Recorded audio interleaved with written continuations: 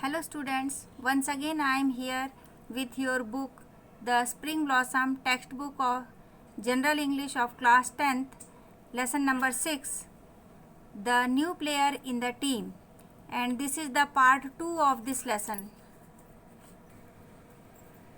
अभी तक हमने पढ़ा इस लेसन में कि ममता जो इस कहानी की मेन कैरेक्टर है, लीड कैरेक्टर है, वो गांव के स्कूल से एक नए स्कूल में एडमिशन लेती है।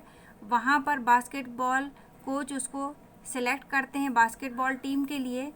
तो टीम की जो कैप्टन और वाइस कैप्टन है वो इस बात पे नाराज़गी जाहिर करती हैं कि एक ही महीने पहले लड़की ने एडमिशन लिया है और आप उसके बारे में अभी उसका खेल भी अच्छे से नहीं देखे हैं और फिर कैसे उसे टीम में ले सकते हैं। और बार बार वो ममता को चैलेंजेस देते हैं, बार बार उसे नीचा दिखाने की कोशिश करती हैं उसकी जो टीममेट्स होती हैं, जिनमें दो नाम उभर कर आए हैं, एक सबा और एक नाम आया है रीमा। तो खेल के दौरान गेम के दौरान मैदान में कई बार ममता को उनके द्वारा गलत शब्द कहे जाते हैं, चुनौतियां दी जाती है। और ममता के बारे में वो लड़कियां ये नहीं जानती हैं कि जब भी उसे कोई चुनौती दी जाती है तो वो उसको एक्सेप्ट करती है और उनकी छोटी छोटी चुनौतियों से ममता के अंदर का जुझारूपन, उसके अंदर का फाइटर उभर के सामने आ जाता है। अब देखें इसके आगे क्या होता है।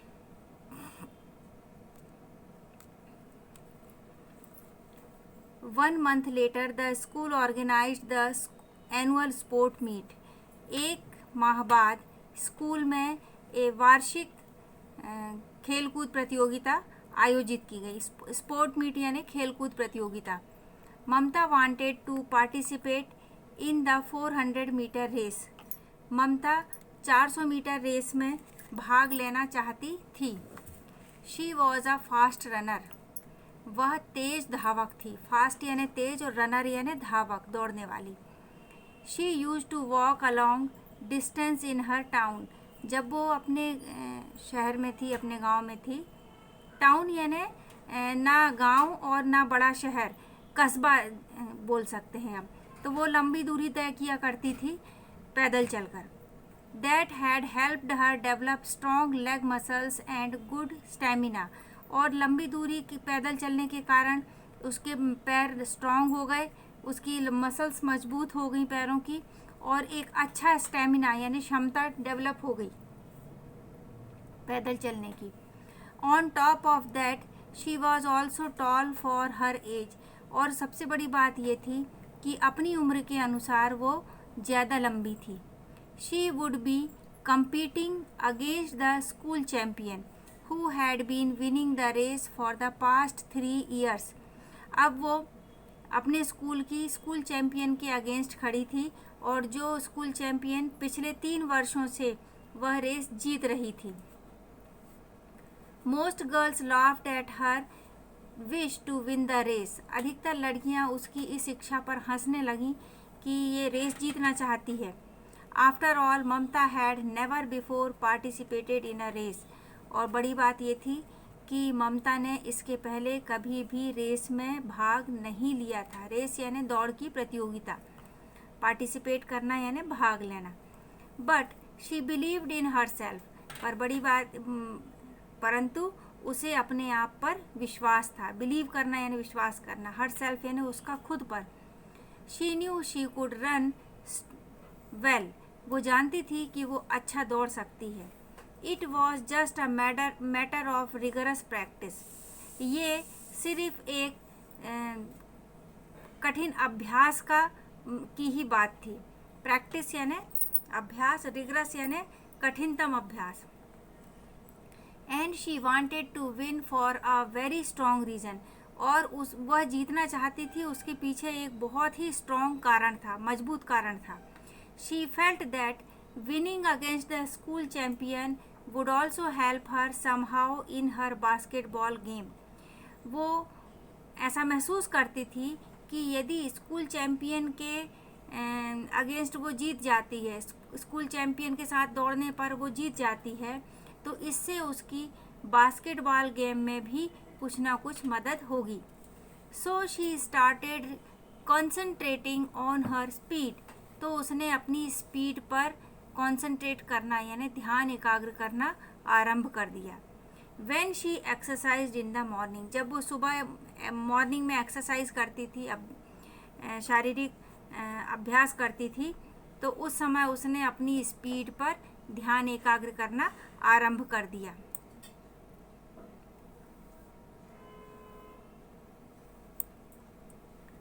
अब देखें, ये जो पैरा है आपका बहुत इम्पॉर्टेंट पैरा है। ये सन 2018 में एग्ज़ाम में आ चुका है, तो बहुत ही इम्पॉर्टेंट है आपके लिए, इसको ध्यान से पढ़ना है। The day of the race dawned, DAWNE dawn, या DAWN डॉन यानी होता है भोर। तो जिस दिन रेस होनी थी उसकी भोर आ चुकी थी। It turned out to be a close race, ये जो रेस होनी थी ये बहुत ही क्लोज यानी ज़्यादा तेज कंपटीशन वाली रेस होनी थी। Towards the end Mamata caught up with the champion, जब रेस के अंतिम दौर पे ममता ने चैम्पियन को पकड़ लिया, मतलब उसकी बराबरी पे आ गई। Her eyes were fixed at the finishing line, Mamta की आंखें फिनिशिंग लाइन के ऊपर स्थिर थीं। Like Arjuna in the Mahabharata aiming at the fish eye, जैसे अर्जुन की आंखें महाभारत की कथा में बताई गई है कि आंखें उसकी फिश की, मछली की आंखों पर लक्ष्य लगाई हुई थी। यहाँ पे एमिंग यानी लक्ष्य साधना, तो जैसे अर्जुन की आंखें मछली की आंखों पर निशाना साधे हुए थी, वैसे ही ममता की आंखें फिनिशिंग लाइन पर निशाना लगाए हुई थी, मतलब लगातार उसी को देख रही थी। ममता टू कुड सी नथिंग, ममता को भी और कुछ नज़र नहीं आ रहा था। नथिंग एल्स, वो और कुछ नहीं देख पा रही थी। And in the end she did won, और अंत में ममता जीत गई। दो by a couple of seconds only, हालांकि सिर्फ कपल ऑफ सेकेंड्स यानी कुछ ही, कपल यानी जोड़ा, और कपल ऑफ सेकेंड यानी एक जोड़ा, सेकेंड यानी 2 सेकेंड से ही वो आगे हुई थी, लेकिन वो जीत गई थी। It was so unexpected that there was a moment silence all around as she crossed the finishing line, ये इतना अनएक्सपेक्टेड था यानी इसकी किसी ने उम्मीद नहीं की थी। एक्सपेक्टेड यानी उम्मीद करना, और उसका अपोजिट होता है अनएक्सपेक्टेड यानी उम्मीद नहीं करना। तो ये इतना अनएक्सपेक्टेड था, किसी ने उम्मीद भी नहीं की थी, इसी कारण there was a moment silence, एक क्षण के लिए एकदम से शांति छा गई। मोमेंट यानी क्षण होता है, अ मोमेंट साइलेंस यानी एक क्षण के लिए शांति छा गई यानी स्तब्ध हो गए सब। All around as she cross the finishing line, सब चारों ओर जैसे ही उसने लाइन फिनिश करी सब कोई एकदम शांत हो गए। इवन द जजेस on the field where surprised, जज जो बैठे हुए थे ग्राउंड पे, मैदान पे, वो भी बड़े आश्चर्य में थे। That someone looking so frail and delicate, कोई जो इतनी नाजुक और डेलिकेट, फ्रेल एंड नाजुक ये दोनों शब्द डेलिकेट यानी नाजुक के लिए उपयोग किए जाते हैं। कुड रन सो फास्ट, कि कोई इतनी नाजुक व्यक्ति इतना तेज कैसे दौड़ सकती है। There was a lot of excitement on the field before Mamata was announced the winner, ground में, मैदान में बहुत ज़्यादा एक्साइटमेंट था, उत्साह था। ममता के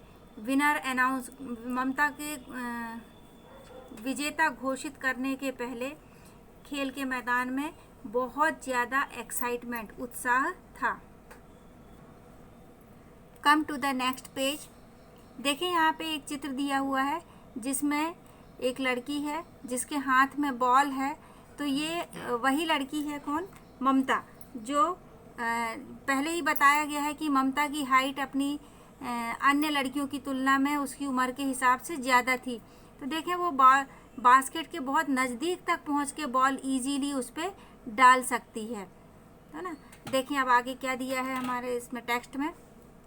the previous years champion showed that she was a true sports person। जो पिछले वर्ष की चैम्पियन थी उसने ये दिखाया कि वो एक सच्ची खिलाड़ी है। She hugged Mamta and congratulated her. उसने ममता को गले लगाया, हग करना यानी गले लगाना, और कॉन्ग्रेचुलेट किया, उसे बधाई भी दी।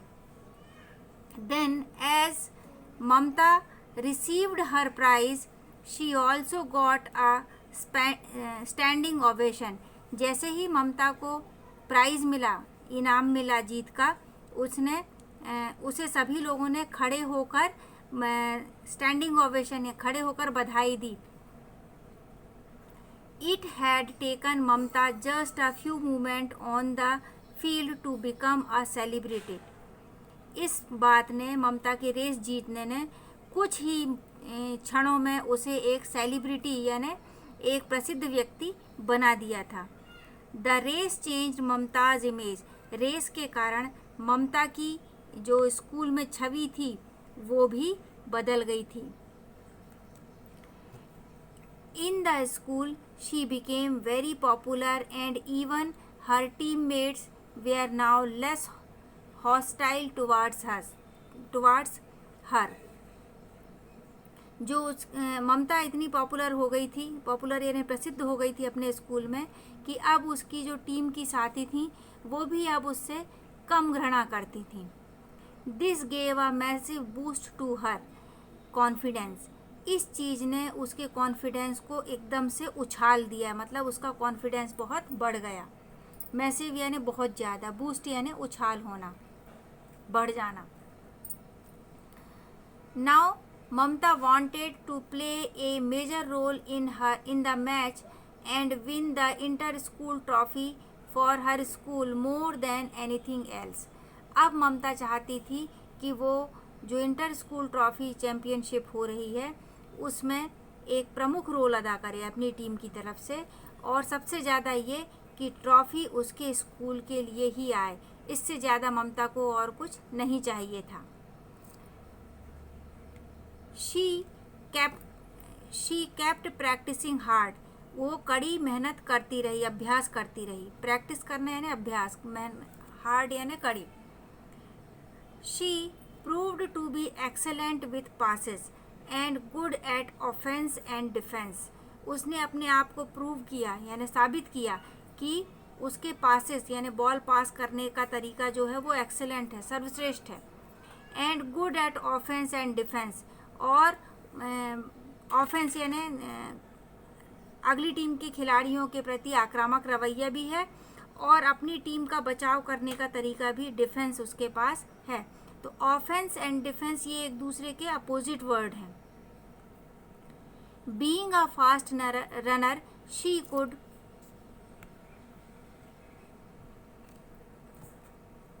easily dodge her opponents and it sometimes looked as if she was flying with the ball। क्योंकि वो अच्छी तेज धावक थी और हाइट भी उसकी अच्छी थी, तो जो बॉल अपोजिट टीम अपने साथियों के लिए फेंकती थी तो ममता उसको बीच में ही डॉज कर लेती थी यानी पकड़ लेती थी, छीन लेती थी, इससे पहले कि दूसरी टीम की लड़कियां उसे पकड़ पाएं। ऐसा लगता था उसे देख के जैसे वो बॉल के साथ ही फ्लाई कर रही है, उड़ रही है।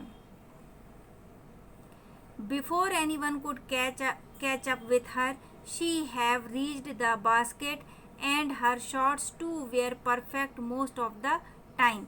इससे पहले कि कोई उस तक पहुँचे वो बास्केट तक पहुँच जाती थी, और अधिकतर समय उसके जो शॉट्स रहते थे वो बहुत ज़्यादा परफेक्ट होते थे, एकदम सही होते थे। Finally the inter school basketball competition started. अंततः इंटर स्कूल बास्केटबॉल कॉम्पिटिशन आरंभ हो गया। In all 10 teams were participating in the competition. कुल 10 टीम भाग ले रही थी इस प्रतियोगिता में। कॉम्पिटिशन यानी प्रतियोगिता, पार्टिसिपेटिंग यानी भाग लेना। Mamta's school had never before even reached the semifinals. Mamta का स्कूल जिसमें वर्तमान में वो पढ़ रही थी, वो इसके पहले कभी सेमीफाइनल में भी नहीं पहुंचा था। So this year the girls were desperate to win. तो इस साल जो लड़कियां थीं वो बहुत ज़्यादा इच्छुक थीं। डेस्परेट यानी अत्यधिक चाह होना, तो वो उनके मन में अत्यधिक चाह थी कि वो जीतें ही। यहाँ पर हम आज का लेसन समाप्त करते हैं। अगले वीडियो में आपको लेसन का 3rd पार्ट मिलेगा। अगर आपको वीडियोज़ पसंद आ रहे हैं तो आप चैनल को सब्सक्राइब करें ताकि आपको मेरे आने वाले वीडियोज़ का नोटिफिकेशन तुरंत मिल जाए। तो thank you, have a good day.